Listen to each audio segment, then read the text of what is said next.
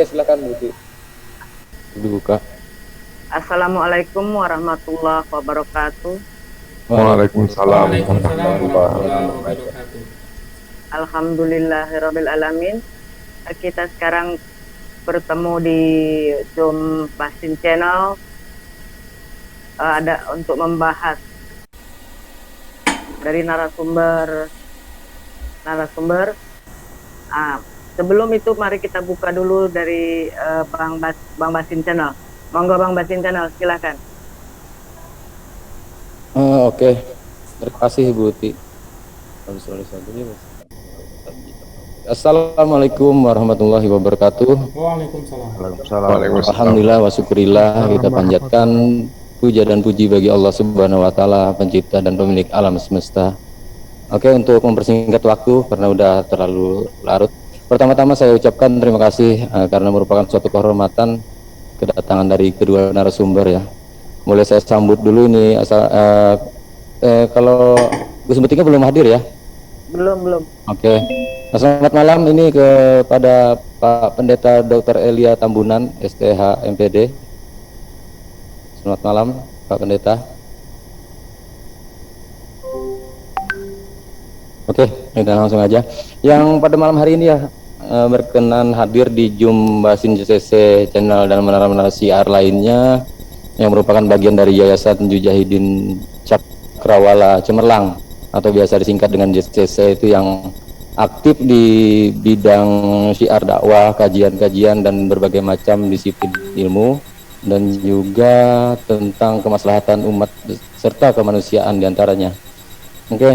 Saya sendiri ini ya mewakili dari teman-teman yang menyiarkan untuk live kali ini. Ada Mahabah TV, Huwa Empire, Renggak Islam, terus siapa lagi ya, bentar saya sebutkan satu-satu. Ada Mantep TV, Good News Channel, Para Pejuang Tauhid, Debat Channel, Yan JCC Channel, Salam Akal Sehat Channel, Ersa Channel, Andromedia Channel, Lensa Politik Muslim Channel, dan juga nanti akan di live-kan juga oleh channelnya Gus Betik sendiri, itu channelnya Subandi T. Sukoco Channel. Juga ada channel dari Ustadz Laode, Sahabat TV, dan juga yang lainnya yang tidak bisa saya sebutkan satu-satu. Tidak lupa juga saya sapa sahabat-sahabat kita yang ada di live chat, channel-channel YouTube yang sedang live menyiarkan acara ini, serta para partisipan yang ada di Zoom. Jadi di sini juga saya beritahukan sebelumnya kepada para partisipan Zoom, nantinya setelah pemaparan dari narasumber, kita akan adakan sesi tanya jawab kepada kedua narasumber. Jadi di sini kita wajibkan untuk ini ya, open cam supaya enak bertanya kepada narasumbernya. Jadi itu himbauan saya untuk partisipan yang akan bertanya ke narasumber. Dan juga untuk semua yang ada di Zoom, saya mohon untuk mic-nya di mute mandiri ya, untuk kelancaran acara, untuk pemaparan itu supaya lebih lancar. Oke, langsung saja untuk tema yang dibawakan kedua narasumber kali ini adalah bahasa kitab suci dalam perspektif budaya. Semoga acara seperti ini bisa berkelanjutan ke depannya. Amin amin ya robbal alamin. Oke, demikian sambutan yang bisa saya sampaikan. Terima kasih atas waktu dan perhatiannya. Wabillahi taufiq wal hidayah. Wassalamualaikum warahmatullahi wabarakatuh. Saya kembalikan kepada moderator. Silakan Bu Uti dan Pak Ersa.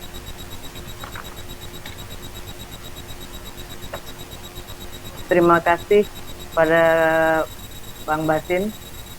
Untuk acara berikutnya kami mohon doa pembukaan oleh Bapak Ki Demang. Waktu dan tempat kami persilakan. Monggo Pak Ki Demang. Oke, matur nuwun Putih. Selamat malam buat semuanya. Assalamualaikum warahmatullahi wabarakatuh. Waalaikumsalam warahmatullahi wabarakatuh. Saya doa singkat saja untuk menyingkat waktu, berhubung sudah malam. Tapi kalau namanya berdoa, saya yakin semuanya juga ikut berdoa, walaupun hanya dalam hati. A'udzubillahi minasyaitonirrajim. Bismillahirrahmanirrahim. Astagfirullahaladzim. Astagfirullahaladzim, astagfirullahaladzim. Subhanallah walhamdulillah wa la ilaha illallah wallahu akbar. La haula wa la quwata illa billahil aliyil. Wassalatu wassalamu ala asrafil anbiya wal mursalin wa ala alihi wa sahbihi wa barik wasallim. Saya buka acara ini mudah-mudahan lancar, mudah-mudahan kita juga mendapatkan berkah, manfaat, juga semuanya mendapatkan satu manfaat untuk menuju pintu rahmat ridho dari Allah Subhanahu wa taala. Saya buka dengan bacaan Bismillahirrahmanirrahim. Makaten mawon nggih Putih.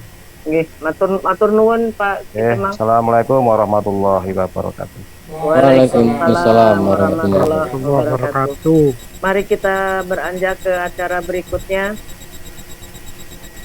Kita sambut Bapak Pendeta Dr. Elia Tambunan, STH MPD. Selamat malam. Selamat malam, Uti. Pak Dr. Elia.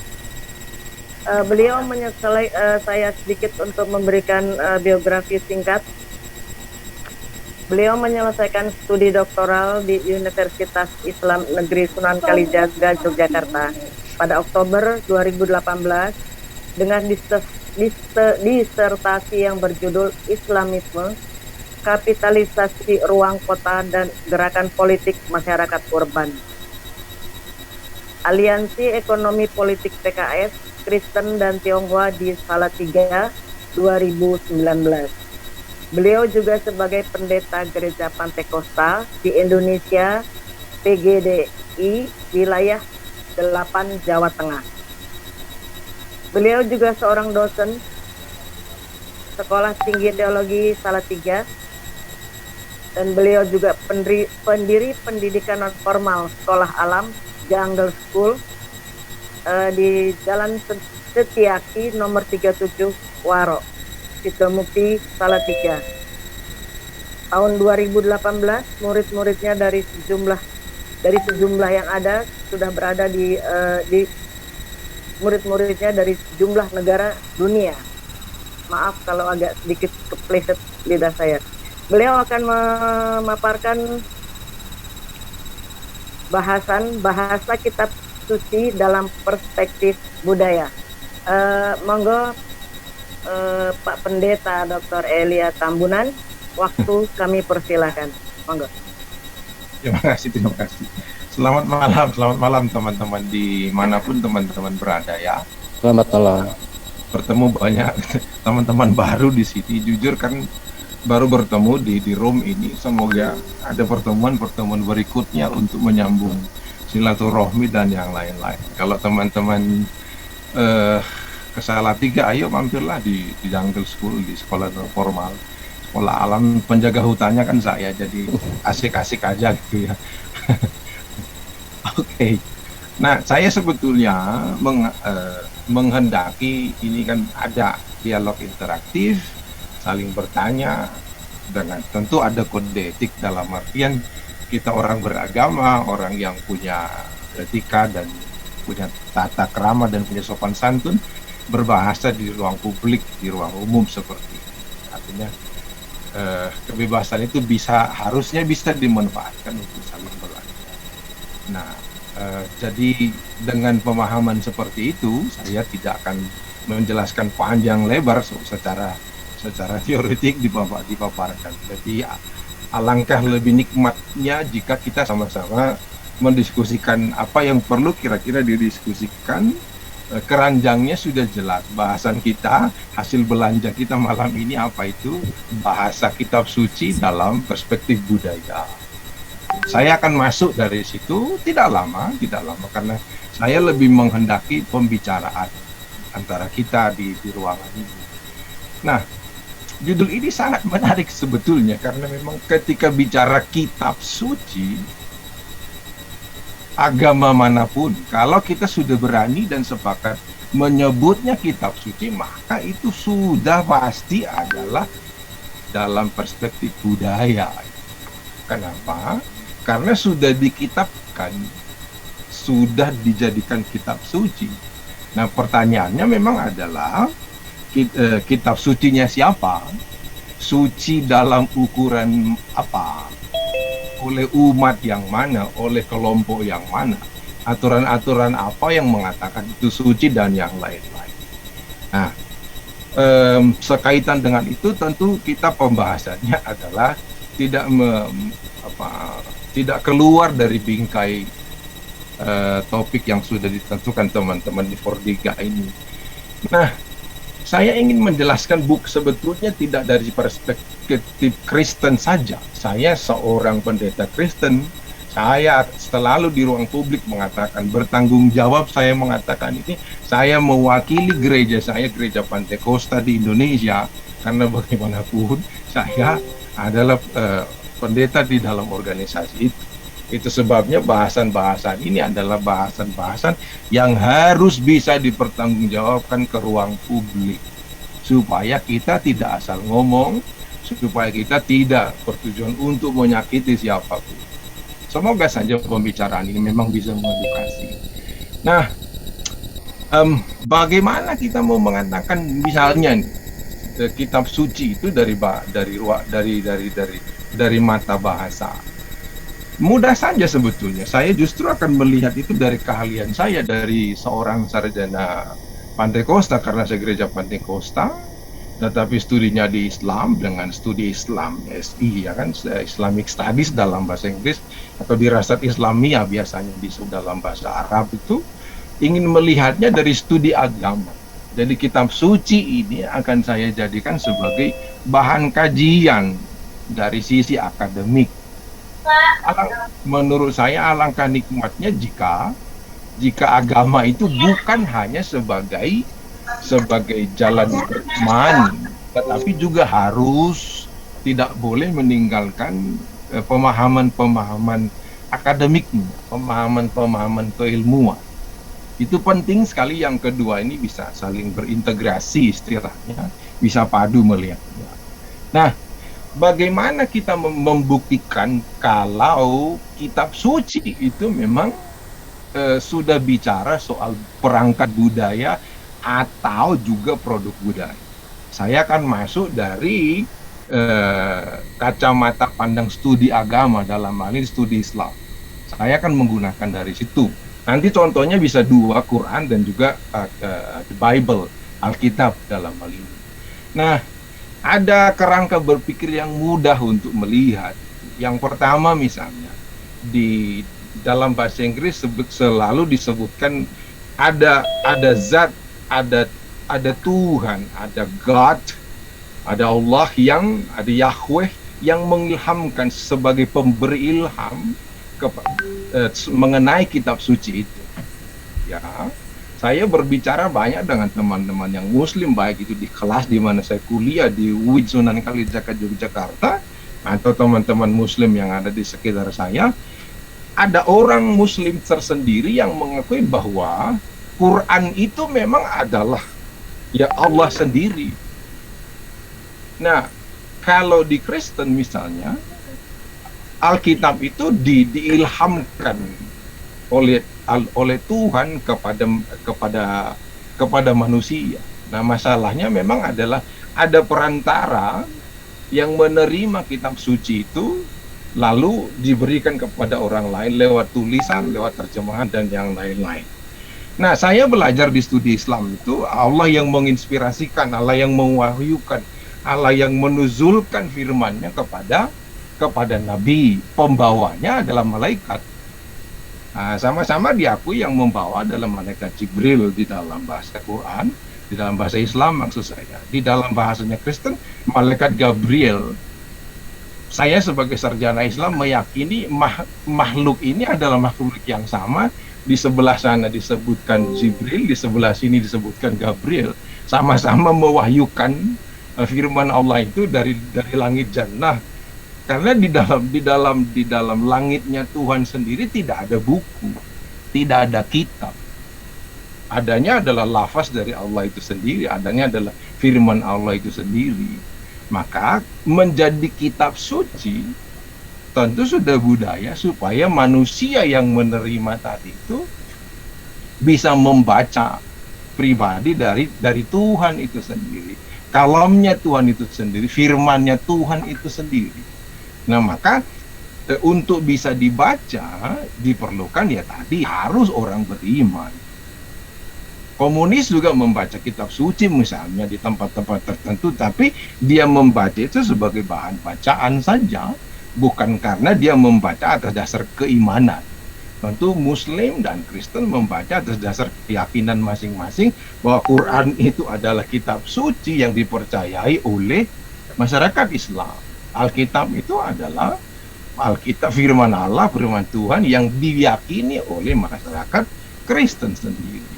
Jadi ada persamaan dalam melihat. Saya membuatnya dalam kerangka berpikir.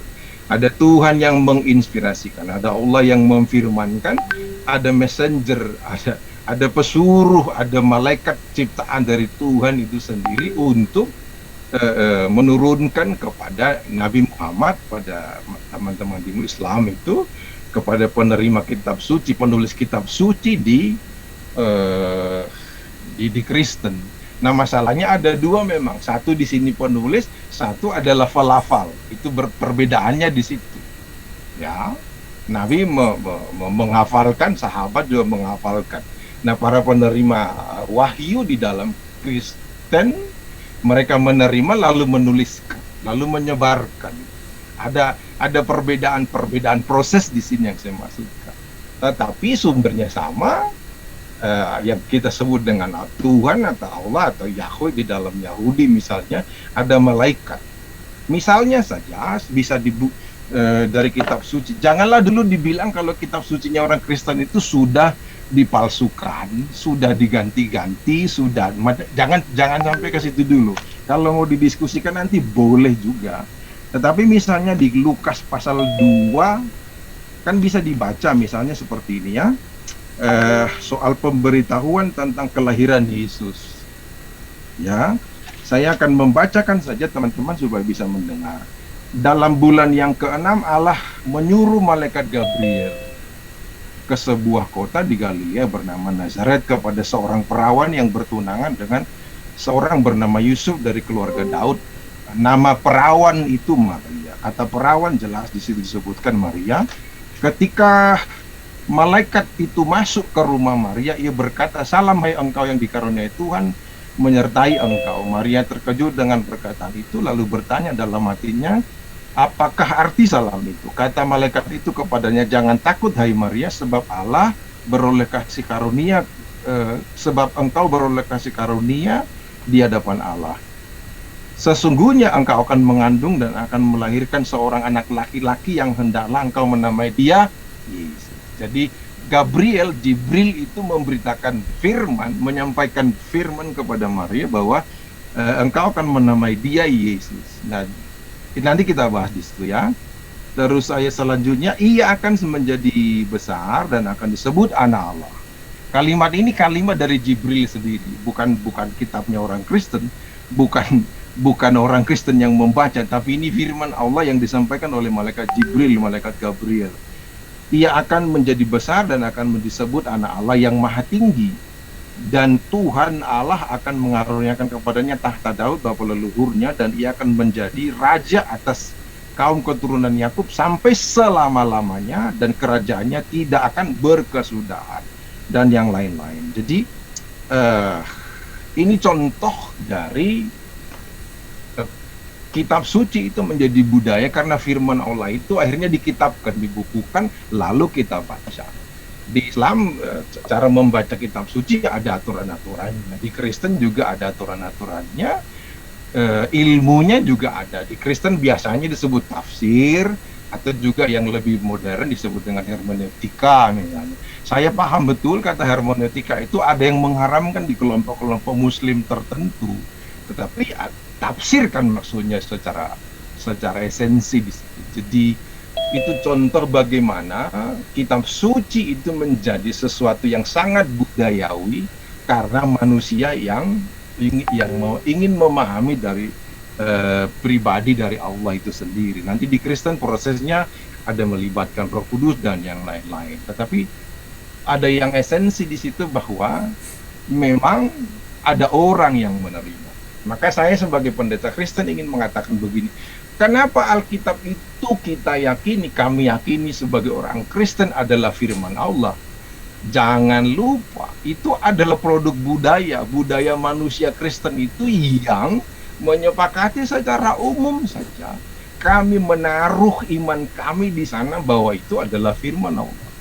Itu adalah firman Tuhan yang disampaikan oleh Tuhan lewat prosesnya tadi. Saya pikir dengan proses yang sama, teman-teman Yahudi misalnya, teman-teman yang Islam juga menaruhkan imannya kepada Quran itu, bahwa itu adalah firman Allah sendiri. Nah, perdebatan-perdebatannya memang nanti pada Allah siapa yang benar, malaikat mana yang benar, kitab suci siapa yang benar. Itu perdebatan dari manusia, sesudah itu menjadi budaya.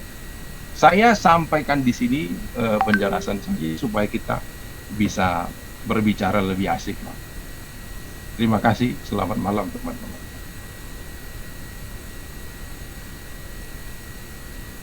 Terima kasih Pendeta Eli. Ya. Begitu lugas, singkat, dan juga jelas untuk pembahasannya. Maaf, Pak Ersa, minta tolong Gus Betik sudah datang belum ya? Bentar. Ini di nama belum muncul ini Gus Betik ini. Belum muncul. Belum muncul. Begitu, atau mungkin langsung tanya jawab gitu. Monggo silakan Pak Ersa. Sedikit ya, mungkin saya poin yang saya terima dari Pendeta Eli bahwa ada yang satu tadi bahwa kitab suci diturunkan lewat malaikat Jibril dan diyakini bahwa itu dari Tuhan. Ini dalam persepsi jalur penulisan memang beda antara Islam dan Kristen gitu ya. Satu itu. Terus ada satu lagi bahwa dalam penulisannya, mohon maaf, itu diyakini bahwa penulisan itu jadi produk budaya, namun diyakini sebagai firman begitu. Mungkin itu sedikit poin-poin yang saya terima. Mungkin dari yang lain kita gimana Bu Uti, mau dilanjut ke tanya jawab?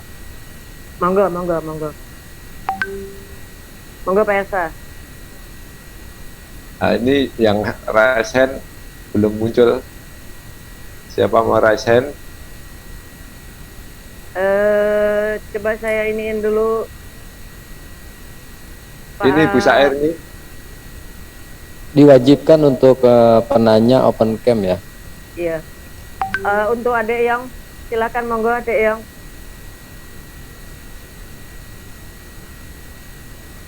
Silakan dibuka Kang mic-nya. Sedikit ini mohon maaf mungkin ada yang belum ngeh. Ini Bu Sair itu ada di tombol reaction, itu diklik nanti ada raise hand.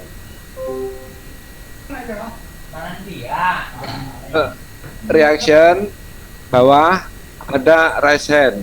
Oke, silakan lanjut Bu Uti. Assalamualaikum warahmatullahi wabarakatuh. Saya sudah diizinkan untuk bicara. Silakan Pak Deong. Ya, mohon maaf di sini mungkin agak rada-rada ramai sedikit ya, mohon maaf. Selamat malam Pak Pendeta. Selamat malam teman-teman. Selamat malam, mudah-mudahan Pak Pendeta diberi kesehatan dengan keluarganya ya, amin. Amin. Begini Pak Pendeta, saya mau bertanya, kita langsung ke kontennya aja ya. Oke. Agak gugup sedikit nih. Masalahnya ini, aduh, dengan pendeta besar ini kayaknya nih. Ini jadi saya langsung ke kontennya aja. Di dalam Bible kalau menurut kami gitu ya, itu di Yeremia 31 sama 2122 Pak, itu dalam hal penerjemahan ini menurut saya gitu ya, menurut saya ini kayaknya kurang jujur gitu, kurang jujur dalam penerjemahan gitu. Kalau saya melihat dari perspektif bahasa itu kan, saya garis bawah itu anak dara itu kan, anak dara. Nah di konteks, di konten aslinya, di original teksnya itu betula kan. Kalau menurut saya betula itu ketika saya cross check di Separia itu lebih kepada ini, lebih kepada anak gadis gitu loh, atau anak perempuan muda gitu. Itu satu. Itu yang kedua, di ayat 22-nya, ini ketika saya cross check gitu di Separia juga, kayaknya ada ketidakjujuran, mohon maaf, dari pihak LAI. Kalau saya bacakan aja ya. Berapa lama lagi engkau mundur maju, hai anak perempuan yang tidak taat, sebab Tuhan menciptakan sesuatu yang baru di negeri, perempuan merangkul laki-laki. Nah, kalau saya baca di cross check di Separia agak beda gitu loh. Kalau di Separianya, berapa lama lagi kamu akan goyah, wahai putri pemberontak, karena dalam kurung, karena Tuhan telah menciptakan sesuatu yang baru di bumi, seorang wanita berkencan dengan seorang pria, begitu loh. Kalau yang namanya merangkul, konteksnya agak beda gitu dengan berkencan gitu. Silakan Pak Pendeta, mohon maaf ini saya agak belepotan. silakan. Apa tidak apa. Begini. Saya serius ya, saya seorang pendeta mengikuti tausiah dari para mubalih dan mubalihah di media sosial seperti ini. Cara-cara seperti ini biasa dipakai oleh ustazah atau Umi Irena Handono itu toh ya, sangat biasa. Lalu nanti menggunakan, kesimpulannya jelas bahwa Alkitab itu sudah dipalsukan, sudah dikorupsi karena terjemahannya ini dan segala macamnya itu. Lalu nanti disebutkan lagi bahwa ada yang disembunyikan dan yang lain-lain. Nah, menurut saya adalah yang harus dipisahkan terlebih dahulu. Ini cara membaca ya, cara membaca. Karena pertanyaan Adon ini kan sebetulnya adalah cara membaca teks ya. Cara membaca teks, karena di teks itu tulisannya berbeda. Kan itu kan. Lalu nanti kenapa di kitab lain terjemahannya seperti ini, kan begitu. Maka yang menjadi titik tekan di situ adalah cara membaca. Tuh. Nah, begini.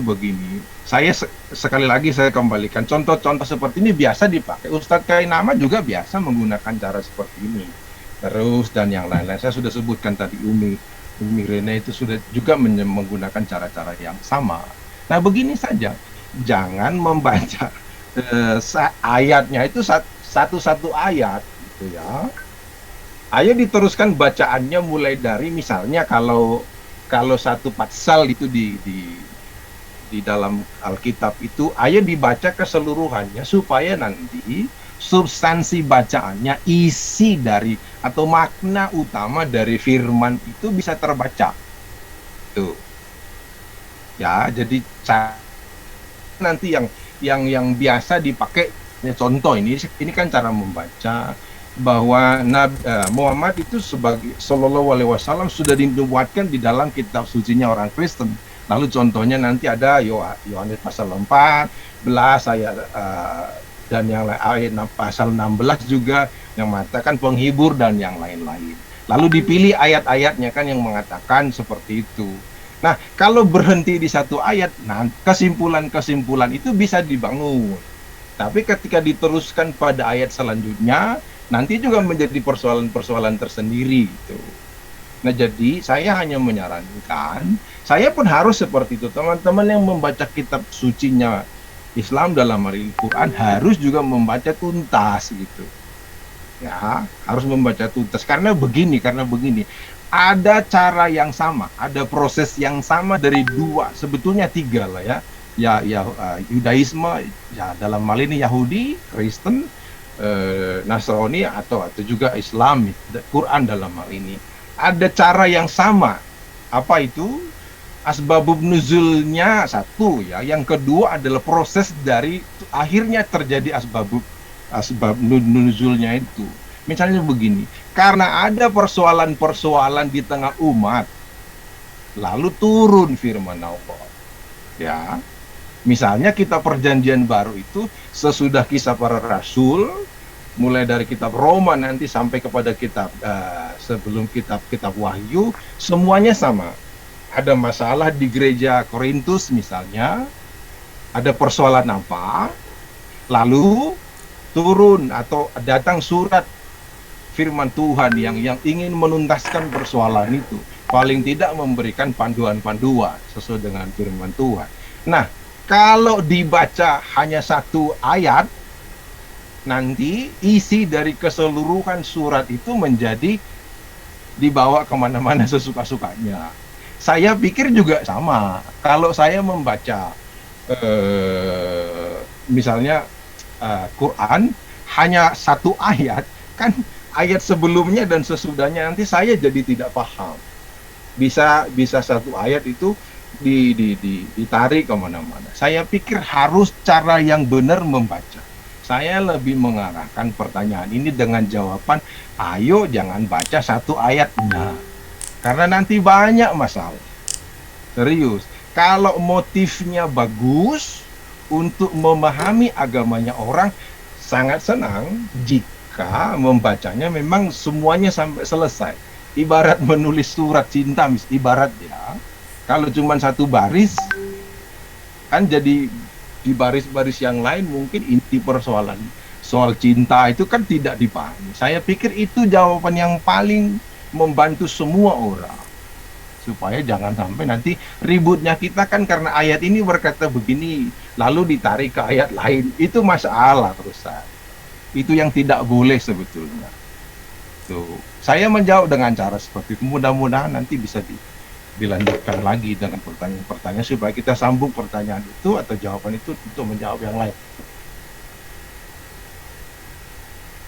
Terima kasih Pak Pendeta. Silakan dengan yang lain lanjut.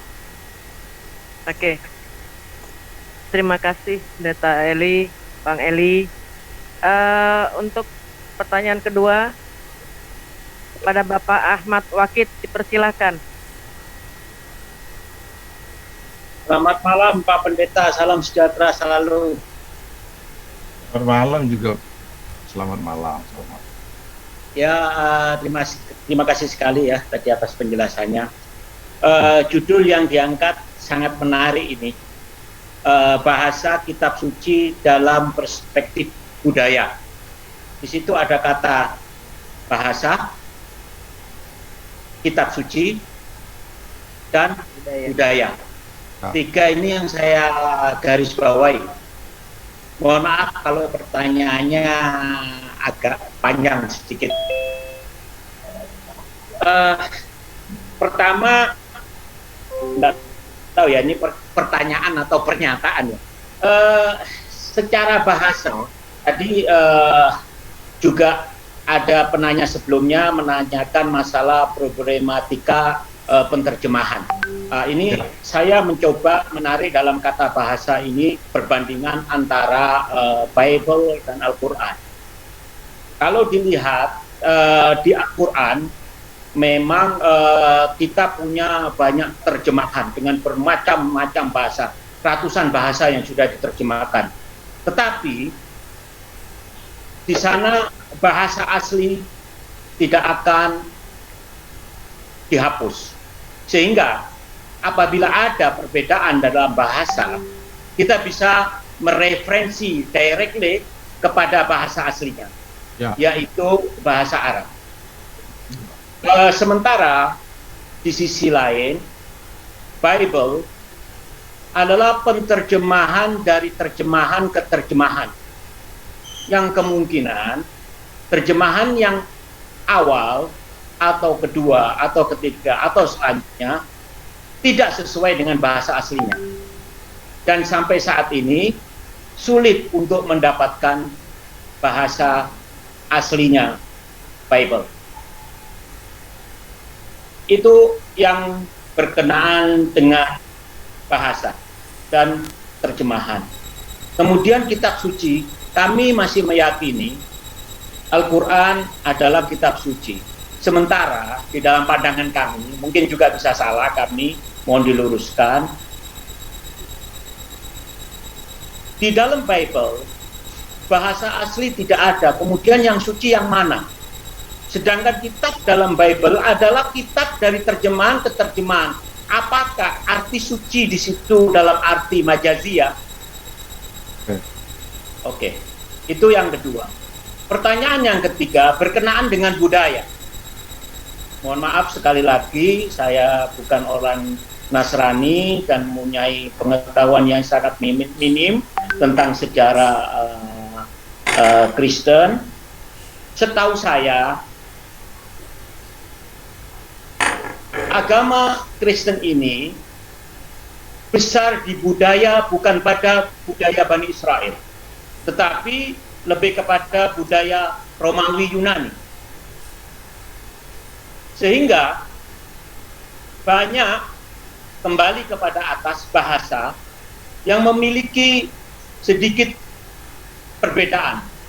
Bahkan bahasa-bahasa yang banyak digunakan oleh Arab dan Ibrani menjadi bahasa yang sehari-hari berubah karena budaya yang berbeda tempat. Saya ambil contoh, umpamanya kalau kita menyebut kata dalam bahasa Arab, umpamanya ya, ada kata-kata di situ Khalilullah, teman Allah, jarullah, tetangga Allah. Itu secara bahasa, kalau orang tidak pernah tinggal di negeri Arab, tidak mudah memahami hal-hal seperti itu. Yadullah, masalan, umpamanya, atau Ibnullah, Habibullah, hal-hal seperti itu hanya bisa atau sulit dimengerti dari budaya lain kalau dia tidak hidup di negeri Arab. Kekhawatiran kami, karena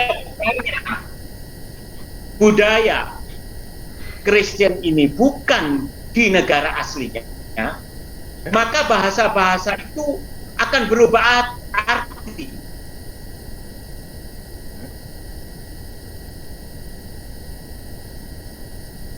Seperti contohnya Ibnullah, ada juga di dalam Bible Banatullah, anak-anak perempuan Allah. Jadi ini kalau nanti oleh host dipersilakan, mungkin saya akan menanya kembali. Silakan Pak Pendeta, terima kasih. Oke. Baik. Maka tadi sudah saya mulai dengan cara berbicara saya tadi, kan sudah saya mulai dengan satu kerangka sebetulnya. Apa itu? Masyarakat Kristen menaruh imannya bahwa itu adalah kitab suci, apapun keadaannya. Nah, Pak Ustadz Aki juga menyebutkan tadi bahwa dalam pandangan keyakinan kami sebagai Islam, tonasinya kan sama, penjelasannya juga sama. Itu. Jadi masyarakat Islam harus bebas, mempunyai kemerdekaan semerdeka-merdekanya untuk menaruh imannya pada kitab sucinya. Jika memang demikian, maka kami juga masyarakat Kristen, karena kita bicara dalam dua hal ini, malam hari ini adalah seolah-olah, sebetulnya bukan ya. Kita bicara kitab suci seolah-olah Kristen dan Islam dalam hal ini. Jadi saya mengerucutkan pada dua sisi agama tadi saja supaya lebih mudah kita membicarakan, karena yang ada di room ini adalah dua pengikut agama tadi. Nah, jika teman-teman Islam juga sebebas-bebasnya, semerdeka-merdekanya untuk menaruh dan merayakan imannya dalam membaca kitab sucinya, harusnya kebebasan yang sama juga diperoleh oleh masyarakat Kristen. Itu satu ya. Jadi maka saya siapkan jadi kerangka untuk membacanya, untuk memahami kitab suci tadi sebagai bahasa budaya manusia tadi. Itu saya masuk dari situ. Nah, misalnya tadi disebutkan dari pertama itu Islam masih meyakini, Muslim masih meyakini bahwa bahasa Arab itu adalah bahasa asli daripada kitab suci, dalam hal ini Quran, bahasa Arab ya. Nah, walaupun tadi sebetulnya kan disebutkan di dalam Islam sendiri kan Qurannya ternyata, walaupun saya sudah tahu itu kalau Quran juga banyak terjemahannya kan, belum itu baru pada terjemahan. Kita belum bicara misalnya bahasa Arab Maroko dengan Arab Saudi dengan Arab wilayah-wilayah yang lain, dalam memahami kitab suci Quran itu sendiri pasti tidak sama. Quran sendiri kan ada Quran yang diterbitkan di Maroko, Quran yang dimushafkan oleh kerajaan Utsmani, lalu Quran yang diterjemahkan oleh oleh Departemen Agama dan yang lain-lain. Hamka sendiri, Buya Hamka juga menerjemahkan Al-Quran, ya kan. Nah, bahasa Arab sendiri ada Arab gundul, ada Arab pegon dan lain segala macam. Nah, kalau disebut Arab itu adalah bahasa asli atau bahasa pertama dari Quran, ya saya memahami itu. Tetapi pertanyaannya adalah ketika itu menjadi kitab suci, Arab yang mana? Lagi-lagi menjadi produk budaya. Misalnya kenapa hadir Arab pegon, Arab gundul? Supaya orang Madura, orang Indonesia mudah memahami Allah di dalam firman tadi. Maka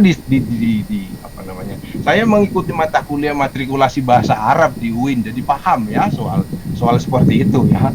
Jadi kan supaya firman Allah itu mudah dibaca dan mudah dipahami. Jangan lupa saya sudah sebutkan tadi kerangka bacanya. Quran itu diturunkan karena ada masalah jahiliyah pada masa itu. Lalu Allah ingin memberikan tuntunan kepada umatnya. Jadi poinnya sebetulnya umat itu mengikuti tuntunan dari Allah lewat kalamnya yang disampaikan lewat kepada malaikat Jibril. Saya pikir sama dalam hal ini. Masyarakat Kristen juga diberikan tuntunan untuk bagaimana menjadi jemaah di kota ini, di kota ini. Nah, dari situ saya masuk kembali bahwa tadi memang betul bahwa Alkitabnya orang Kristen itu tak pernah disampaikan untuk orang Surabaya, tak pernah dimaksudkan untuk orang Medan. Saya pikir sama saja kalau kita mau jujur bahwa Quran itu tidak pernah dimaksudkan oleh Allah sampai ke Deli Serdang, sampai ke Sumeneb. Tak pernah itu dari awalnya. Karena pada waktu itu adalah untuk masyarakat yang ada di situ. Ya kan? Kebebasan dari mengikuti perintah Allah itu yang diberikan kepada kita, lalu mengikuti jalan itu. Maka betul sekali itu produk budaya. Nah, maka memang betul saya setuju Pak Kaji kalau tidak tinggal di Arab, ya tidak mudah memahami maknanya, sama saja.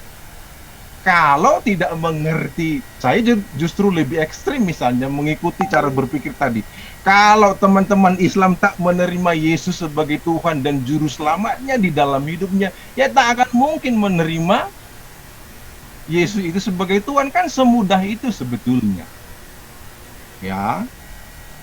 Nah, apakah dengan cara yang sama teman-teman Muslim bisa mengklaim, mengatakan kalau tidak tinggal di Arab, ungkapan-ungkapan tadi tidak mudah dipahami? Yes, saya setuju dengan itu. Tapi dengan kesetujuan yang sama saya harus mengatakan teman-teman Muslim pun akan mengatakan Yesus itu tidak pernah disalib. Ya, Yesus itu bukan Tuhan karena memang dia tidak pernah, teman-teman tidak pernah membuka hati untuk menerima Yesus itu sebagai Tuhan. Sesimpel itu. Ya kan? Bang, kalau begitu ayo belajarlah bahasa Arab, tinggallah di Arab. Oke, ayo dengan cara yang sama saya bilang, ayo terimalah Yesus sebagai Tuhan dan Juru Selamat supaya tahu model berpikir tadi. Ya, itu satu hal. Yang kedua sebetulnya perbedaan bahasa tentu saja seperti saya bilang tadi, Arab pegon dibuat menjadi seperti itu supaya masyarakat Islam pada zaman sebelum kita mudah memahami bahasanya kan. Itu saya pikir saya menjawab dengan cara seperti itu ya. Apalagi makna suci dalam kitab suci itu suci di mananya, dalam majasinya atau dalam tujuannya. Saya harus mengatakan kalau kita sama-sama percaya bahwa memang itu firman yang disampaikan oleh Allah lewat malaikat Jibril kepada umat, kepada Nabi dalam hal ini, lalu Nabi mengatakan syiar lewat istrinya pertama sekali, lalu kepada masyarakat di sekitarnya, lalu orang menjadi muslim di banyak wilayah sekarang di seluruh dunia. Nah, tentu dengan cara yang sama kitab sucinya orang Kristen berproses dengan cara seperti itu. Menurut saya yang menjadi persoalan adalah para muslim meyakini kitab sucinya dipaksa agar orang Kristen meyakini, memahami, merayakan, merasakan cara muslim merasakan imannya sendiri. Sama juga persoalannya. Saya sebagai orang Kristen, sebagai pendeta, memaksakan teman-teman muslim, ayo cara yang ini loh yang paling benar. Nah, itu persoalan-persoalan menurut saya itu. Tapi ini kan pembahasan dari orang yang belajar Kristen, yang belajar Islam, akan bahasanya akan seperti ini. Tetapi kan tidak seperti itu kalau bahasanya teman-teman yang tidak berdiri di dalam posisi yang benar. Contoh saja, ada banyak ustadz-ustadz di Medan yang sekarang menjadi masalah kan, yang mengatakan bahwa Bible itu sudah salah karena sudah banyak terjemahan-terjemahannya. Tadi kita dengar sendiri Pak Haji Ahmad mengatakan Quran juga banyak terjemahannya kan gitu. Tapi bagi teman-teman ustadz dari Medan tidak akan mengatakan seperti itu karena sudah punya keyakinan sendiri. Nah, saya hanya menggunakan itu sebagai contoh saja. Apanya yang suci sebetulnya? Isinya, lafalnya, tulisannya, atau apa? Kita harus sepakat dulu di sini nih. Ya, kalau tulisannya, ayo itu budaya. Saya sudah menyebutkan Arapegon beda dengan Arab Saudi, dengan Arab Mesir, dengan Arab Maroko. Tentu pemahamannya akan berbeda. Itu sebabnya itu budaya. Itu satu. Yang penjelasan saya yang berikutnya adalah apa yang paling tepat untuk mendefinisikan kitab suci yang asli. Ayo, apa? Itu saya pikir pun kalau orangnya terus terang, jujur apa adanya, saya pikir pun akan sepakat dengan penjelasan saya. Ya, apakah di langit jannah itu ada Quran? Tidak ada kan?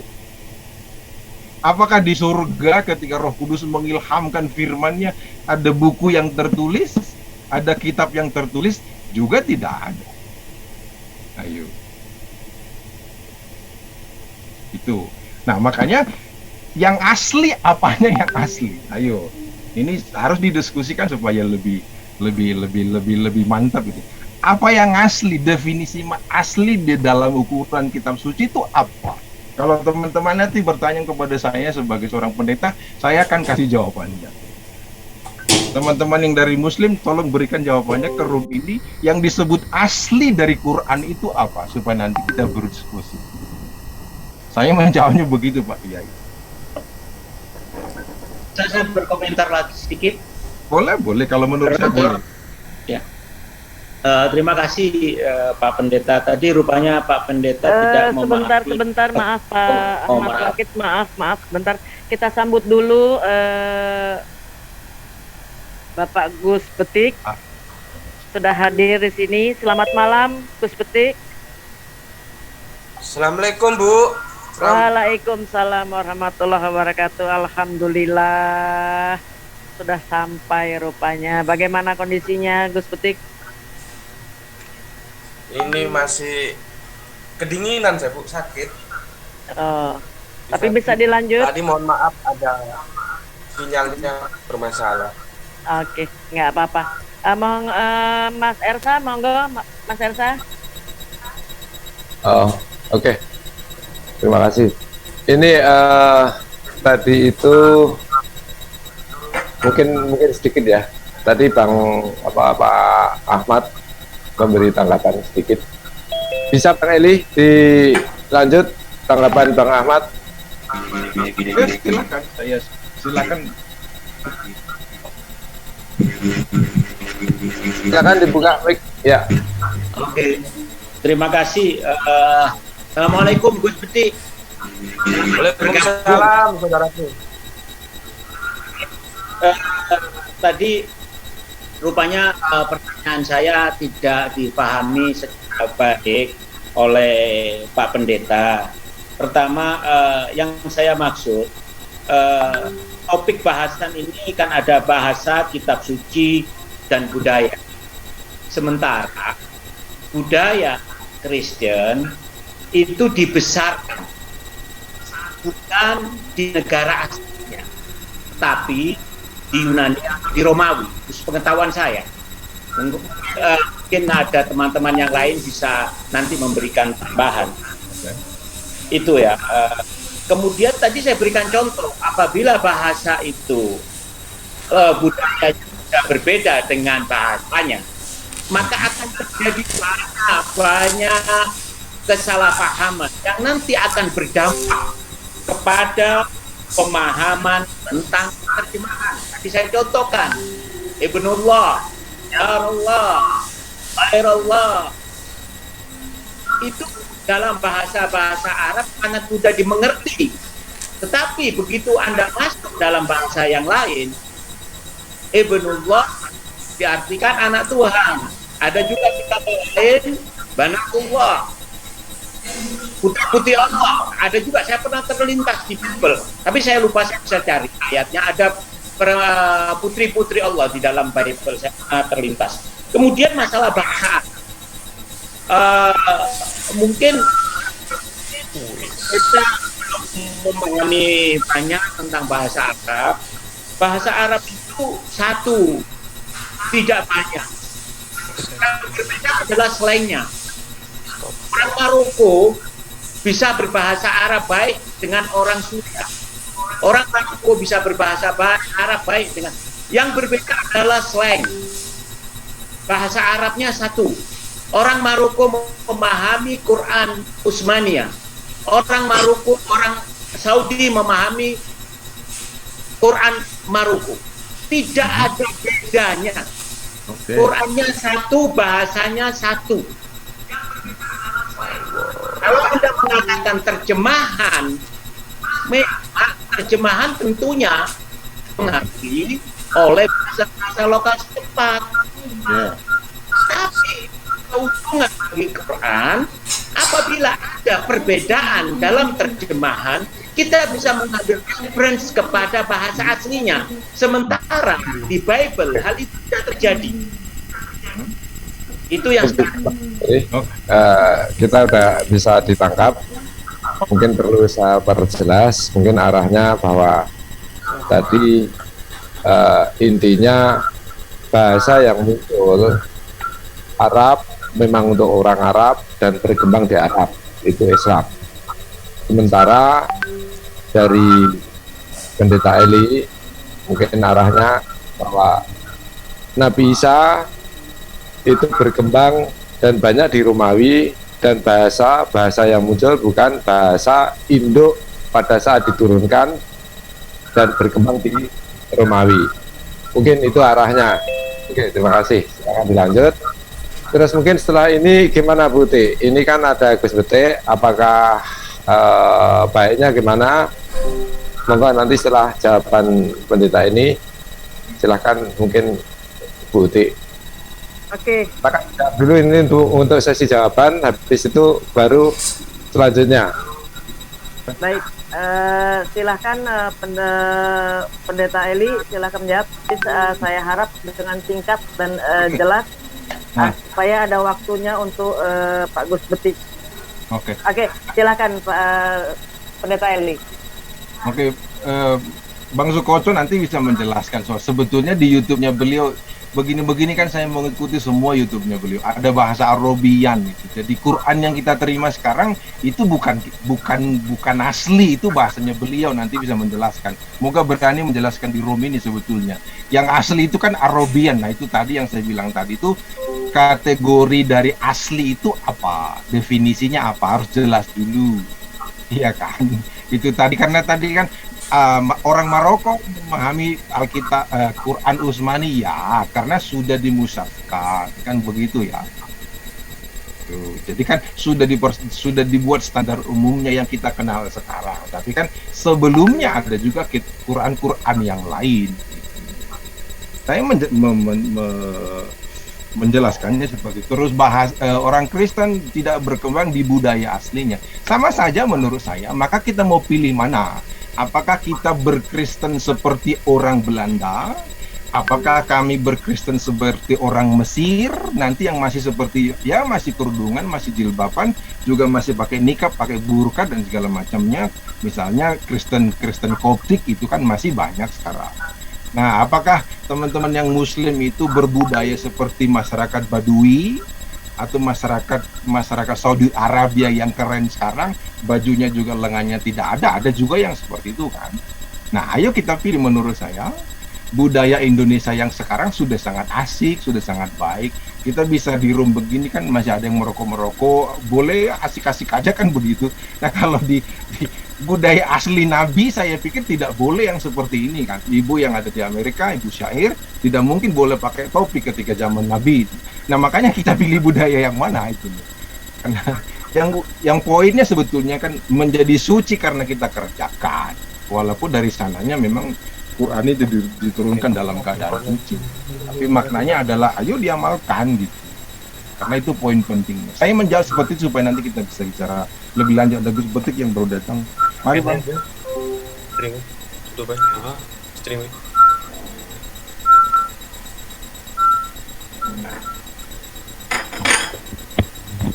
Terima kasih Pendeta Eli.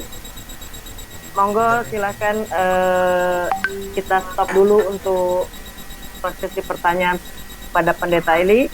Mari kita sambut dulu dari Pak Gus Betik. Monggo Mas Ersa. Mas Ersa dulu, Mas Ersa.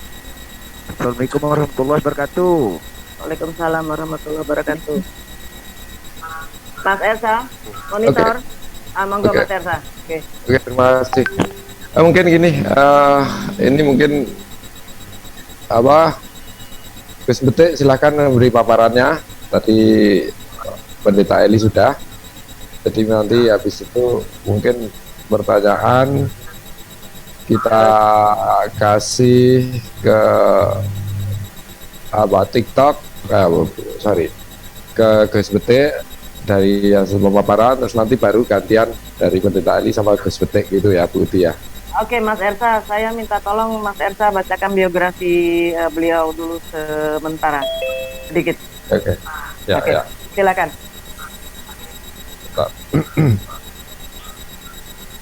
Baik.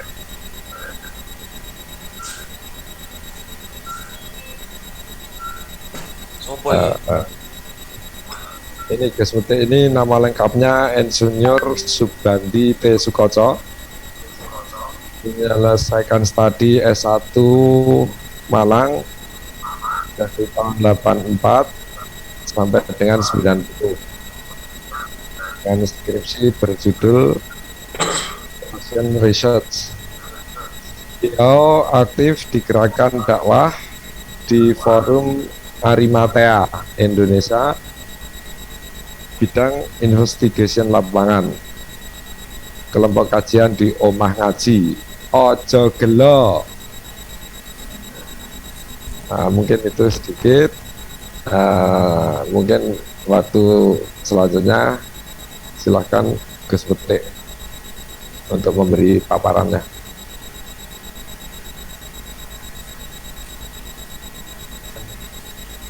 Halo? Sudah cukup, silahkan. Bismillahirrahmanirrahim. Assalamualaikum warahmatullahi wabarakatuh. Asyhadu an la ilaha illallah, asyhadu anna Muhammadar Rasulullah. Allahumma sholli ala sayyidina Muhammad wa ala ali sayyidina Muhammad. Kama sholaita ala sayyidina Ibrahim wa ala ali sayyidina Ibrahim fil alamina innaka Hamidum Majid.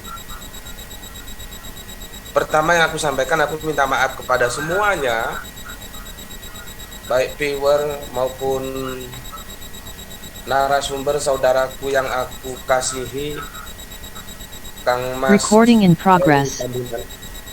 begitu juga panitia. Halo, bisa didengar? Bisa silakan, Gus. Karena ada gangguan teknis ini, sinyal baru bisa aktif, itu yang pertama. Yang kedua, saya sakit ini. Tapi karena sudah terlanjur terpublikasi ya oke lah, kita ngomong sekuatnya saja nanti. Ini foto gambarnya Kang Mas Eli ganteng ini, aku lihat dari sini. Gimana kabar keluarga di rumah? Aman, mantap, baik. Aman. Oke, begini. Aku mulai dulu dari komentar Facebook ya. Karena aku tadi iseng-iseng buka Facebook. Ada komentar di apa namanya tuh, di halamannya Dr. Eli Tambunan ya. Penghujat Kristus duduk bersama penyembah Kristus. Banyak sih ya itulah ya, artinya apa, ketika kita siap masuk ke dunia sosial, kita harus siap menerima apapun pendapat mereka, dan itu memang begitu liar, ada yang pro, ada yang kontra, itu biasa lah, biasa. Nah, tapi ada yang perlu aku sampaikan ya, yang satu ini, penghujat Kristus duduk bersama penyembah Kristus. Semoga khususnya untuk aku, kalau untuk yang lain juga semoga demikian. Tidak ada yang namanya penghujat Kristus. Kita diskusi secara akademik, saling menjelaskan. Bila setuju monggo, nggak setuju tidak masalah. Dan yang kita diskusikan itu pengetahuan, bukan iman.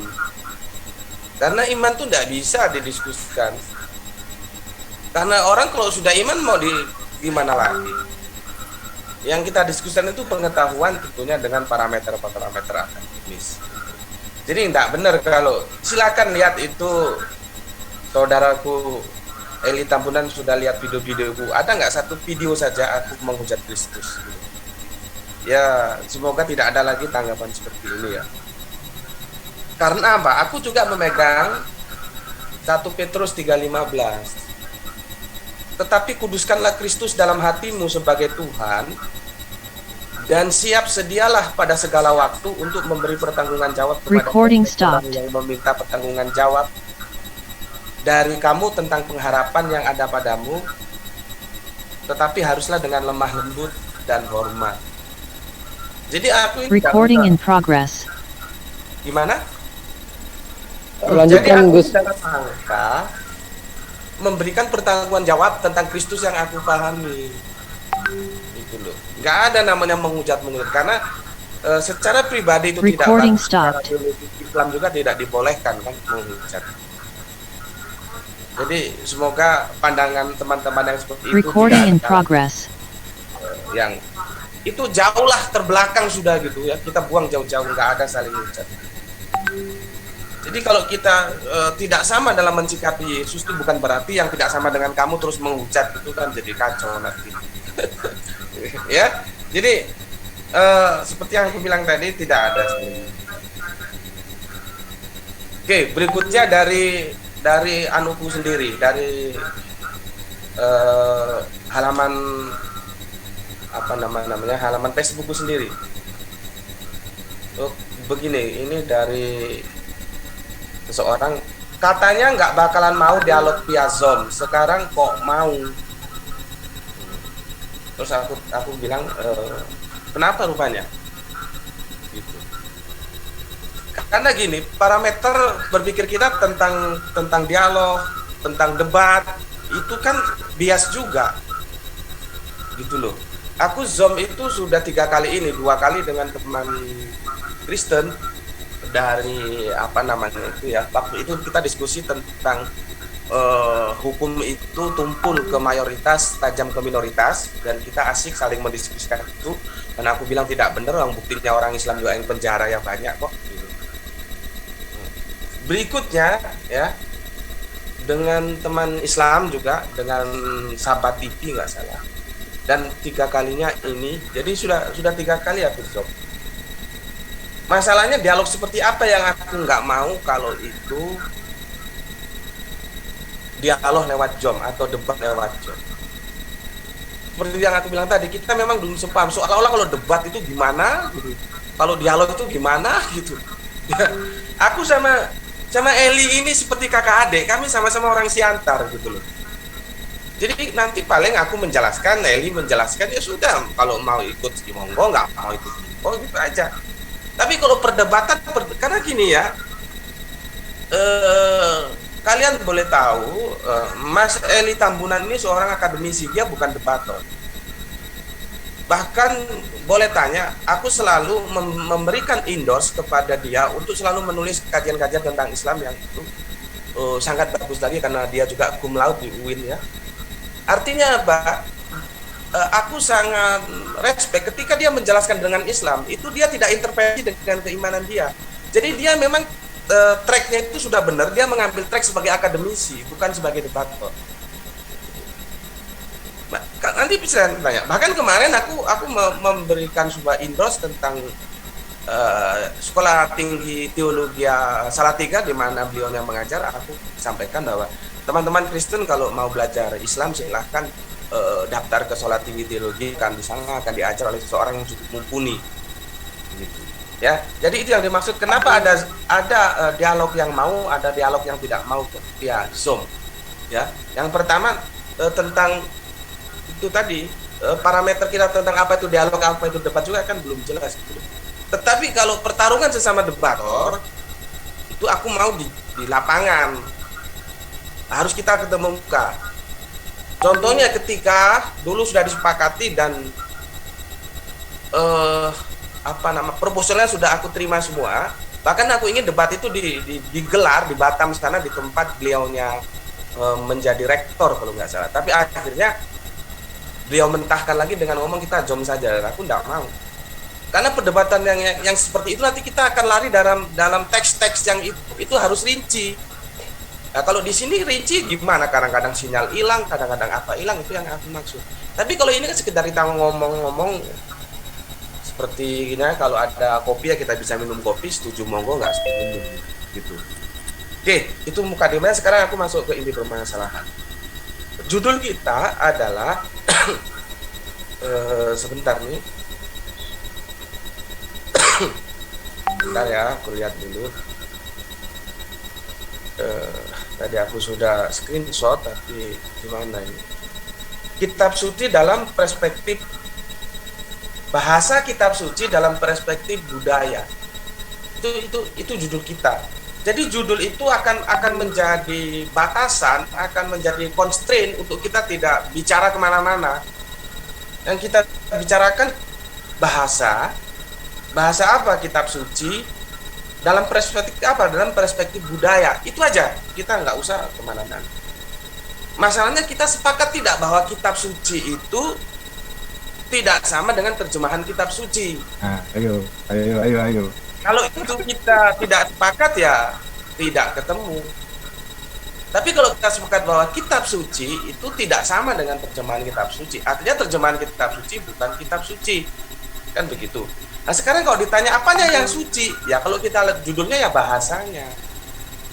Seperti kita tahu Kanjeng Nabi Muhammad ketika masih kecil itu kenapa disusukan ke Sa'diyah, Halimatus Sa'diyah, itu seharusnya kan menyusunya itu 2 tahun, tapi dilanjutkan sampai 4 tahun. Itu dalam rangka dipersiapkan untuk belajar bahasa Quraisy. Karena kita tahu di Mekah itu metropolitan bahasanya sudah rusak. Jadi supaya beliau nanti ketika menerima firman itu sudah pandai, maka dia harus dilatih bahasanya Quraisy dan itu menjadi standar. Gitu loh. Makanya aku bilang, dan aku ini harus berhadapan dengan saudaraku sendiri nih. Tapi nggak apalah, resiko kan harus diambil. Ya. Al-Quran itu bukan bahasa Arab. Ya, Al-Quran itu bukan bahasa Arab. Tapi Al-Quran itu bahasa Arabian. Itu kan. Masalahnya kita tidak mau melihat, ya, ini bukan masalah senang Arab atau benci Arab, nggak ada ya, tolong dipahami. Kita berbicara secara akademik ya. Aku juga nggak ada urusan mau benci Arab, benci karena apa, senang Arab, senang karena apa, nggak ada. Ya, jadi kan teksnya jelas itu, Al-Quran Arabian, Al-Quran Arabiin, Al-Quran Arabiyun. Maka kita harus terjemahkan itu tidak sama dengan Al-Quran Araban. Sekarang kalau Al-Quran itu bahasa Arab, pertanyaanku Arab yang mana? Kan jadi kacau semua. Karena Maroko ke Arab Mesir ke Arab Afrika ke, karena Afrika itu kadang-kadang disebut Arab juga ya, Araban. Jadi kalau Al-Quran itu disebut bahasa Araban, dia masuk dalam konteks budaya. Dan dia telah tercemari. Gitu loh. Al-Quran itu suci bahasanya, dia tidak masuk dalam konteks budaya. Makanya saya tidak setuju dengan teman-teman liberal. Jadi begini, yang namanya kitab suci yang turun dalam edisi original yang diterima Kanjeng Nabi Muhammad di Gua Hiro selama ada yang bilang 3 tahun, 5 tahun, itu terserah nanti baca sejarah ya. Jadi gini loh, teman-teman Islam juga baru harus tahu ya. Kanjeng Nabi itu ketika selesai di Gua Hiro, ada yang bilang 3 tahun, ada yang bilang 5 tahun. Itu Kanjeng Nabi sudah selesai semua Al-Quran itu. Jadi Al-Quran turun kepada Kanjeng Nabi di Gua Hiro itu sudah selesai.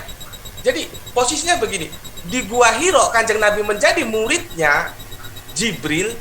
Jadi Allah mengutus Jibril menjadi guru. Setelah tamat Kanjeng Nabi diangkat menjadi guru. Baru nanti Jibril sebagai pengawasnya. Maka ketika Kanjeng Nabi menjadi Nabi, dia menjadi guru Al-Quran. Memang nanti turunnya mana yang harus diturunkan dahulu, itu dalam pengawasan Jibril. Jadi jangan dibayangkan, kan gini toh, misalkan Mas Eli mau ngajar Islamologi, masa Mas Eli baru tahu Islamologi terus gitu diajarkan dengan mahasiswanya? Kan jadi gimana itu? Enggak, inilah teman-teman Islam, ayo kita berpikir maju ke depan gitu. Dan tidak begitu. Jadi Kanjeng Nabi itu sudah selesai. Tinggal nanti mana yang turun itu sesuai dengan yang kita tahu asbabun nuzul itu dalam kontrol malaikat Jibril begitu. Jadi jangan dibayangkan, oh ada masalah terus Kanjeng Nabi, sahabat tanya ke Kanjeng Nabi terus Kanjeng Nabi diem karena belum turun. Kan ada yang bilang begitu, nunggu ayat belum turun. Kanjeng Nabi itu menunggu perintah daripada pengawas sekolahnya lah gitu sekarang. Pengawas sekolahnya kan tadi kan mahasiswa Kanjeng Nabi di Gua Hiro, terus dia naik jadi dosen, terus ada pengawas. Jibril itu memberikan komando mana yang diturunkan itu.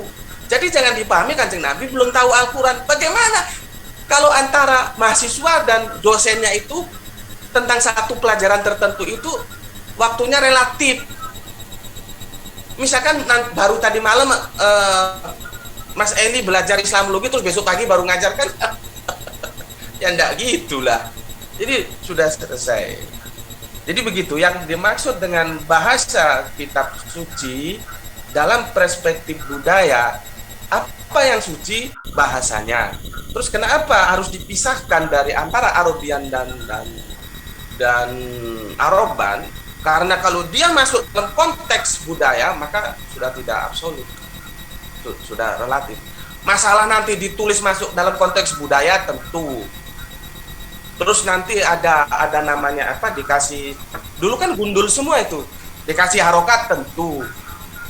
Tapi pada dasarnya dia berasal dari sumber yang sama dan itu bahasa firman, bahasa wahyu. Yang rumpunnya dirumpunkan ke bahasa Arab. Begitu juga kalau kita berbicara tentang kitab saudara-saudara kita Yahudi. Maka aku mengatakan seluruh kitab suci itu berasal dari satu sumber yang sama, maka dalam satu bahasa yang sama. Gitu loh. Bukan dalam bahasa budaya, karena kita dari mana kita tahu bahasa? Coba. Saya tahu bahasa dari bapak saya dari bapaknya. Kalau tarik sampai ke Adam tahu bahasa dari mana? Dari Allah. Maka kalau kita baca bukunya Michael Peru atau siapa itu, ada pabrik bahasa. Penjajah itu selalu merusak bahasa yang dijajahnya. Jadi kacau kan kalau kita pahami bahwa bahasanya nanti beda-beda. Begitu juga katanya si orang biasanya menganggapnya sebagai seorang yang ahli ekonom, padahal dia juga meriset tentang bahasa. Adam Smith. Semua bahasa di dunia ini bisa dia jadikan 4. Pertanyaannya kenapa yang begitu banyak bisa 4 kok yang 4 nggak bisa 1 itu loh? Harusnya bisa. Jadi manusia membentuk bahasa budaya itu hasil meniru dari bahasa firman. Dan tolong catat, seluruh kitab suci itu berasal dari satu bahasa yang sama, nanti dialeknya aja yang beda-beda. Saudara kita Nasrani karena nanti itu sandarannya ke Yahudi bilang Shalom, kita salam. Mereka bilang Ehad, kita Ahad. Kan itu jejak yang nggak bisa dihilangi. Huruf-huruf juga begitu. Kenapa semua huruf mulai dari alfa? Karena alfa itu kan A. Nanti masuk Romawi, Rom itu menjadi A. Itu kan asalnya dari Ibraniun yang itu Alef. Kalau Arabiun itu Alif. Itu bukan sesuatu yang itu jelasnya meniru. Jadi bahasa budaya itu meniru bahasa firman. Gitu loh. Ya, enggak mungkin orang itu bisa bikin bahasa kalau tidak melalui proses meniru, menambah, mengurangi seperti itu. Sekarang kita kembali. Sebetulnya bagaimana posisi kitab suci ini? Ya kita harus tahu. Yang namanya kitab suci itu yang asli apanya? Dia harus original dalam bahasanya. Nah, makanya kitab suci itu bersifat universal. Tapi nanti terjemahan itu bersifat partikular. Dan yang partikular itu tidak mungkin akan yang mengalahkan yang universal. Tidak mungkin. Logikanya tidak masuk. Gitu loh. Jadi yang partikular itu akan tunduk terhadap yang universal. Apabila nanti di terjemahan-terjemahan kita yang partikular ini bermasalah, kita tinggal merujuk yang universal. Seperti contohnya begini ya. Ketika aku menjelaskan, tolong dipahami dulu. Aku bukan orang yang tidak percaya adanya Isra Mi'raj, itu garis bawahi dulu. Cuman cara kita memahami Isra Mi'raj itu mungkin pasti beda lah. Kalau Isra tidak ada masalah, dia ada suratnya, surat Isra. Mi'raj bagaimana? Al-Quran menjelaskan. Mesti kalau aku tanya mana Al-Quran menjelaskan Nabi itu Mi'raj, pasti mereka merujuk surat An-Najm. Dan katanya peristiwa An-Najm itu di Sidratul Muntaha, di awang-awang sana saja, tidak. Di depan tanah Pak Dirman. Ya. Terjemahan. Ya. Jadi modelnya dia langsung belah jengkol. Ini siapa yang ngomong ya? Saya berhenti ngomong, Anda yang ngomong. Saya nggak suka gini. Kok saya ngomong dengerin? Kalau Anda ngomong saya berhenti. Halo, Anda bisa berhenti, diam nggak?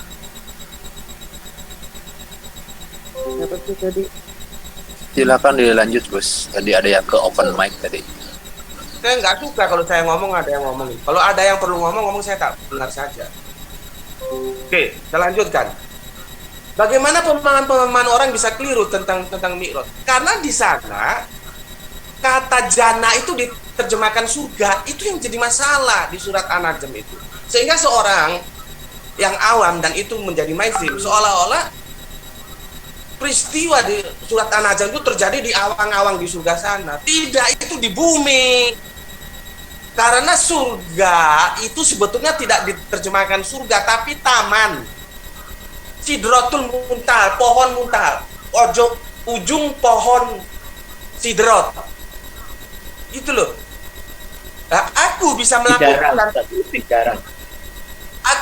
melakukan kritik seperti ini karena ada universalnya itu, Arabiannya itu. Kalau Arabiannya sudah hilang dan itu yang disampaikan hanya yang partikular, kalau Indonesia ya Indonesia, nek Turo ya Meturo, nek Jawa hancur. Gitu loh. Begitu juga kalau kita lihat Bible misalkan. Bagaimana kita memahami itu paling riskan ketika kita memahami sosok Kanjeng Nabi Isa yang disebut Yesus. Itu masalah berat. Berkali-kali aku katakan bahwa kata Tuhan itu berasal dari kata Tuhan itu berasal dari kata Tuhan. Maka seperti 1 Petrus tadi yang aku bilang bahwa aku akan mempertanggungjawabkan Yesus Kristus sebagai Tuhan, itu tidak ada masalah karena aku tahu bahwa kata Tuhan itu sama dengan Tuhan artinya. Kecuali kalau Allah, Yesus kan tidak pernah disebut Allah. Itu loh. Nah, ini kan problematika terjemahan. Kita kehilangan. Sekarang kita tahu apa itu Adonai, apa itu Elohim. Itu kemana mau kita lihat? Karena tidak ada bukan partikular, universalnya tidak ada. Itu yang aku maksud. Sebentar, aku minum dulu. Ambil air putih. Ya. Jadi masalah-masalah apa yang suci itu bahasanya. Kenapa dia perlu diabadikan bahasanya? Karena kalau kita terjadi permasalahan di terjemahannya, di partikularnya, tinggal mengembalikan saja. Maka seandainya semua kitab suci ini dibakar gitu ya, itu orang Islam tinggal memerintahkan ya satu orang 1 juz 30 juz lah, itu selesai sudah, nggak sampai 1 hari bisa nulis lagi. Gitu loh. Tapi kalau sudah dalam terjemahan kita aslinya nggak ada, kita bahasanya, kita mau nulis lagi kita masih rame dulu. Ini ditulis dalam bahasa apa ini? Bahasa Romawi, bahasa Yunani, bahasa Inggris, bahasa apa? Kan jadi masalah. Jadi itu yang aku bilang tentang yang dimaksud sebagai asli, sebagai suci itu bahasanya. Kalau bahasanya sudah berubah, makanya terjemahan itu partikular, dia bisa salah. Aku berkali-kali mengkritik debat. Bagaimana hada itu kok diterjemahkan ini di Quran surat Al-Baqarah ayat kedua. Hada kok diterjemahkan jalika kok diterjemahkan ini. Jalika itu. Kalau Allah mau ngomong ini, Allah pakai hada. Cuma kan bermasalah. Nanti ya karena yang ngomong preman ya jadi lain. Coba yang ngomong pakai jubah, pakai kepalanya dikasih apa namanya itu, seperti orang Arab sana ya mungkin lain lagi. Bismillahirrahmanirrahim, aku minum dulu. Jadi maksudku begini, mari kita membuka keterbukaan dalam dialog-dialog. Artinya, aku telah melakukan kritik terhadap Al-Quran, tetapi harus dipahami, yang dikritik itu yang partikularnya, yang terjemahannya. Sekarang begini, ketika teman-teman Kristen tanya, meskipun kadang-kadang ini menjadi guyonan, itu karena terjemahan surat Al-Asad 56 itu bermasalah. Gitu loh. Ya, orang Kristen ngomong bagaimana mau selamat. Orang nabinya aja minta didoakan supaya selamat. Nanti yang Islam jawab juga, ya bagaimana juga Tuhanmu mau menyelamatkan, orang Tuhanmu juga digebuki sampai mampus. Nah kan jadi nggak ketemu dialognya. Cuman kalau kita ngerti terjemahan bahasa, jadi di surat Al-Solawat itu berasal dari kata solu, membentuk. Jadi terjemahan itu sebenarnya bukan kita mendoakan Kanjeng Nabi Muhammad, tapi kita berdoa supaya Allah membentuk pribadi kita seperti pribadinya para nabi, yaitu Kanjeng Nabi Muhammad. Begitu. Kalau itu kita bisa jelaskan kepada teman-teman Kristen kan asik. Tapi kalau saling bertahan dengan terjemahan yang salah tadi seperti itu. Begitu juga di Alkitab, ketika Yohanes 13:13, engkau menyebut aku guru dan Tuhan, memang benarlah menurut gurumu aku guru dan Tuhan. Kristen ngotot bahwa dia itu Allah. Tuhan bukan mesti Allah, tapi Allah pasti Tuhan. Kita bisa buka seorang tokoh itu kebanggaan Indonesia yang bernama Reni Silado. Bagaimana dia membahas itu. Jadi kalau Yohanes 13:13 itu kita rinci dari tahun 1968, yang dimana terjemahan Lesker, dan nanti paling menarik lagi terjemahan NB punya teman-teman Katolik itu berubah-ubah. Terus yang benar yang mana? Terus kita paling bisa terjemahan diadu dengan terjemahan. Itu tidak akademis. Terjemahan itu hanya boleh diadili oleh bahasa aslinya. Yang partikular itu hanya boleh diadili oleh yang universal. Begitu. Jadi kalau kerangka berpikir ini tidak dipahami, kita jadi kacau gitu ya, jadi kacau. Terakhir aku katakan, aku terima kasih untuk semuanya. Mohon maaf ini lagi sakit dan apa? Sorry batuk. Ada gangguan sinyal. Ya, ayo kita diskusikan bareng-bareng. Tapi karena tadi aku lihat melenceng itu, kita fokus ke bahasa kitab suci dalam perspektif budaya, ya. Jadi bahasa kitab suci dalam perspektif budaya. Karena apa? Saya tidak setuju dengan teman-teman Islam yang katanya liberal, aku juga nggak tahu. Karena kalau Islam liberal masuk neraka, berarti kafir liberal masuk surga, apa begitu?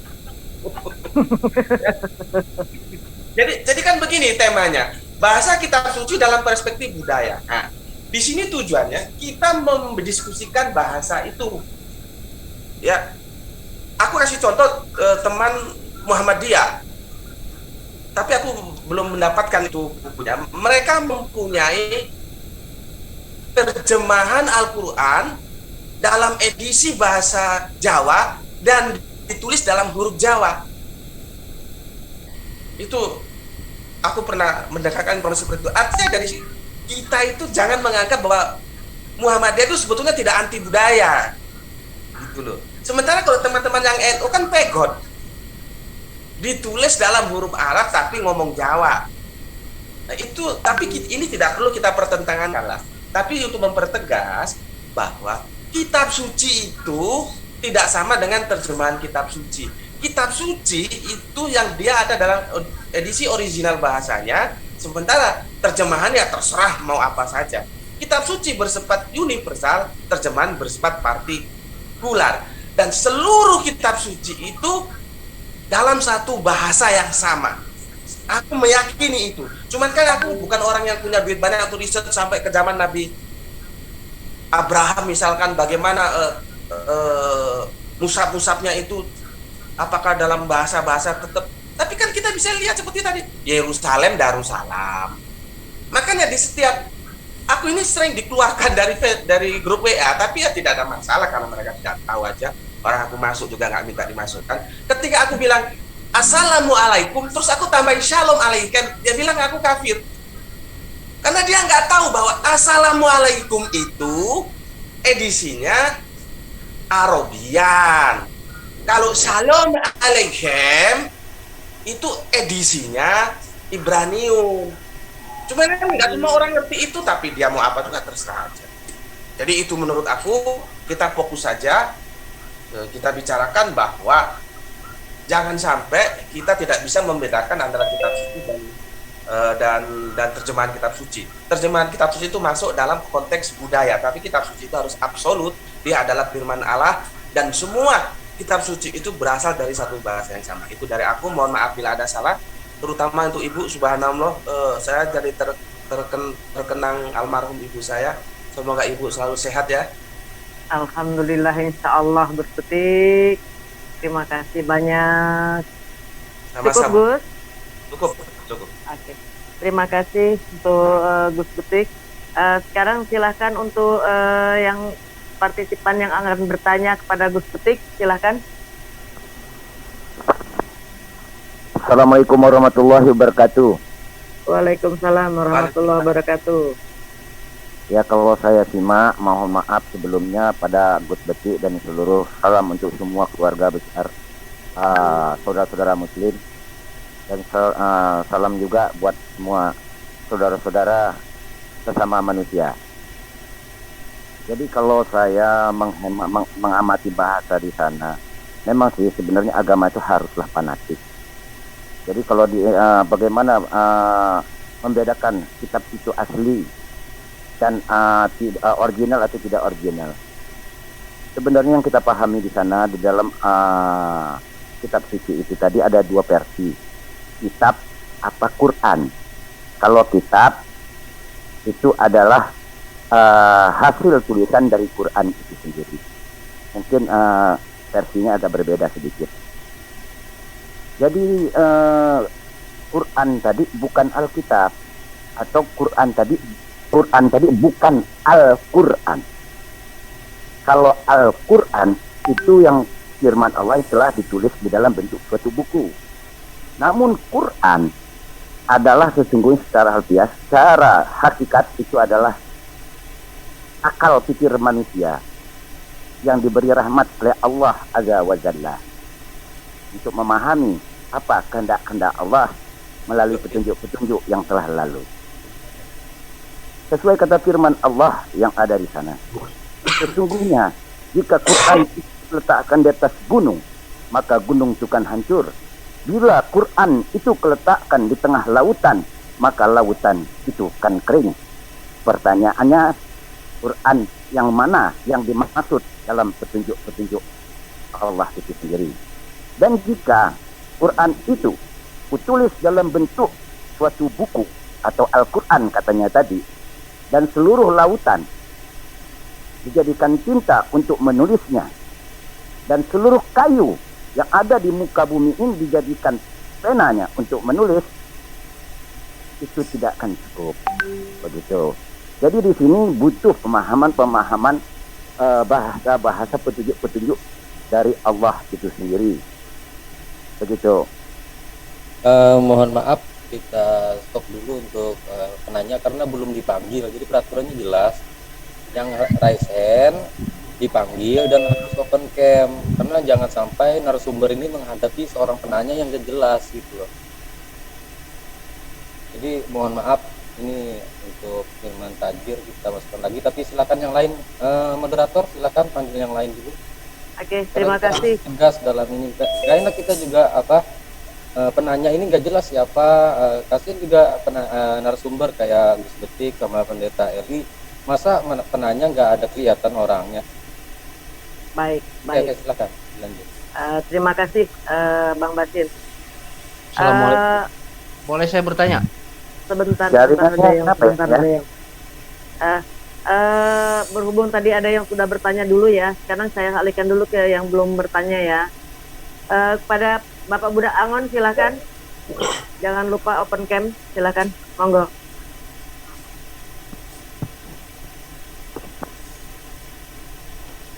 Belum bisa dilanjut dulu, saya lagi kotor-kotoran ini. Saya tadi saya lupa kalau harus open cam. Dilanjut yang lainnya udah standby siap. Lanjut ada yang silakan. Ibu Mirat dari tadi Buti, mohon maaf. Ibu Sair. Masih ada Bu Sair ya? Oke. Ya, Ibu Sair, Ibu Sair. Soalnya nggak ada berita ke saya. Oke, silakan Bu Sair, monggo Bu Sair. Oh baik, ngapunten nggih. Ngapunten kula nggih. Nggih pripun carane niki kamera mboten saged dipun angkat niki pripun nggih? Nganu gambar kameranipun dipun tutul. Nah, ngaten nggih. Alhamdulillah. Nggih, matur nuwun nggih. Monggo. Alhamdulillah. Monggo Bu Sair. Aturaken sugeng nggih Upi Dika. Nggih, pangestunipun. Monggo Bu Sair. Baik. Salam untuk tamu kita yang pertama tadi perform, yang pertama memaparkan adalah Pendeta Eli Tambunan, karena saya berada di Washington DC, daratan Amerika, jadi saya sudah terbiasa membaca Eli itu dengan Eli. So please allow me. Jadi mohon perkenan Pendeta Eli Tambunan, kemudian pemaparan kedua tadi oleh Gus Betik, ngaturaken sugeng nggih Gus Betik nggih. Sami Bu. Nggih. Salam dari rantau niki Gus Betik. Kula nyimak tapi kemarin selama di Amerika saya selalu menyimak video-video panjenengan semua, baik dari yang begitu lunak sampai yang begitu gegap gempita di dalam mereka, semuanya memperindah kasanah pemikiran kita.